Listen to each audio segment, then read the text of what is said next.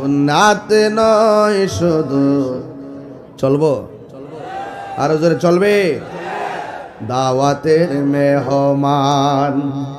সুন্নাত নয় শুধু খাওয়া শেষে মধুপান, আরো কিছু সুন্নাহ আছে তুমি জানো কি? জানলেও জীবনে কখনো তা মানো কি? জানলে কখনো তা মানো কি?